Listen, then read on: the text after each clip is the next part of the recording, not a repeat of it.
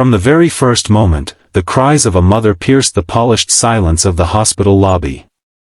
Her voice cracked like glass under unbearable pressure, shaking the air, turning heads, and forcing even the most hardened hearts to pause.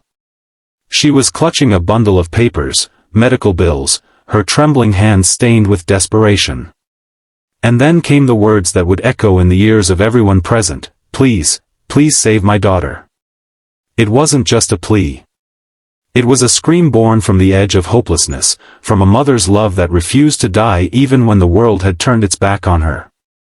Before we go further, if you believe in kindness, in second chances, in the power of compassion to change lives, please take a moment to like this video, share it with someone you care about, and subscribe to our channel Kindness Corner. Together, we can remind the world that hope is never lost when people choose to care. Her name was Clara. She was a young single mother, worn down by life's relentless blows.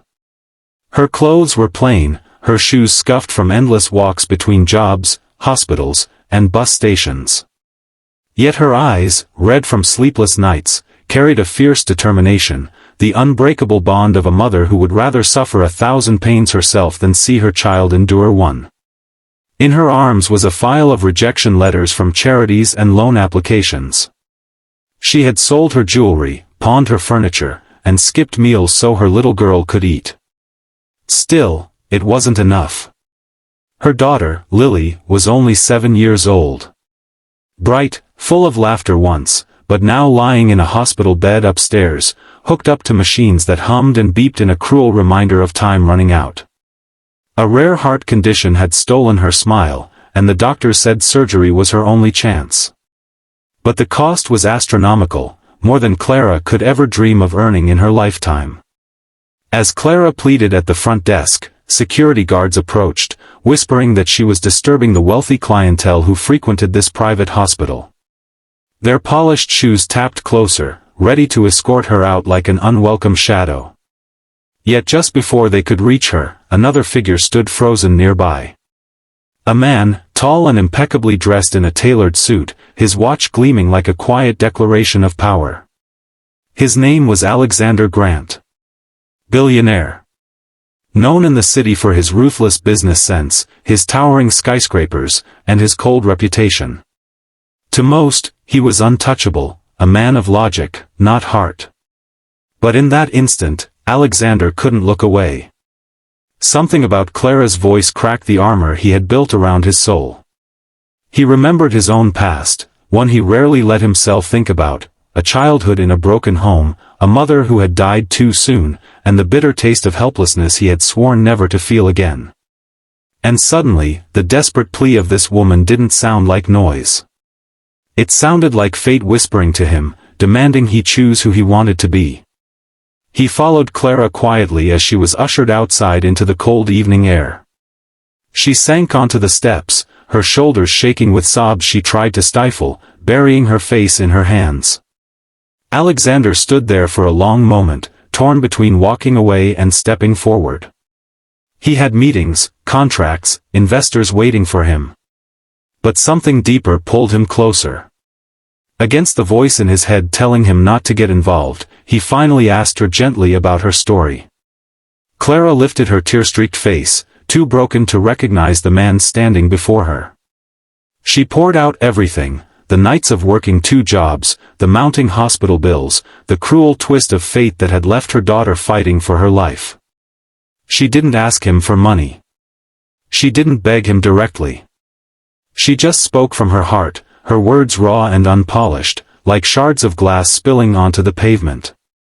For the first time in years, Alexander felt something stir in him. A crack in the wall he had built to protect himself from emotion. He realized he had the power to change this story, to rewrite Lily's future with a single decision. And though the billionaire in him hesitated, the human in him acted. Without another word, he called his driver, ordered his assistant to arrange the surgery, and vowed that every expense, every last cent, would be covered. Clara stared at him in disbelief, unable to comprehend the stranger's sudden kindness. Why would you do this?" she whispered, as though afraid to breathe and shatter the fragile miracle. Alexander didn't give her the corporate answer he was used to delivering in boardrooms. Instead, he said simply, because no child deserves to suffer for what the world has taken away. Days turned into weeks, and Lily's surgery was performed by the best doctors money could hire. Clara sat outside the operating room, hands clenched, whispering prayers into the cold air. And Alexander? He stayed too. A man with empires to run, yet he sat quietly in a hospital corridor beside a woman he barely knew, waiting for a little girl's heart to beat strong again. When the doctors finally emerged with smiles, announcing the surgery was a success, Clara collapsed into tears of joy, clutching Alexander's hand like a lifeline. But this story didn't end at the hospital. For Alexander, something had shifted. He began visiting Lily regularly, bringing her books, toys, and laughter. The little girl who once lay silent now giggled when he entered the room, calling him Mr. Alex. Clara, too, saw a side of him no headline had ever captured. Behind the suits and the fortune was a man who carried his own scars, who had learned too late what it meant to lose someone you love. Over time, what started as an act of compassion grew into something larger. Alexander began funding treatments for other children in the ward, quietly paying bills for families who had run out of options. His cold image in the public eye began to thaw as whispers spread of the billionaire with a hidden heart.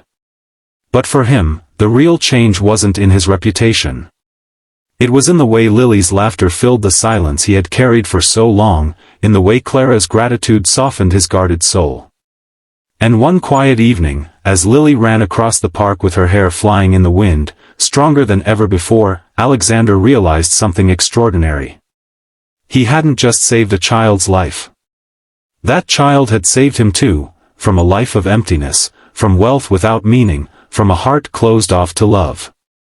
If this story touched your heart, if it reminded you that kindness still has the power to change lives, please don't forget to like, share, and subscribe to Kindness Corner. Your support helps us spread more stories of hope and second chances to the world. And before we end, I have a special request. Drop a comment below telling us, do you believe one act of kindness can change a life forever? Your words might inspire someone who needs to hear it today.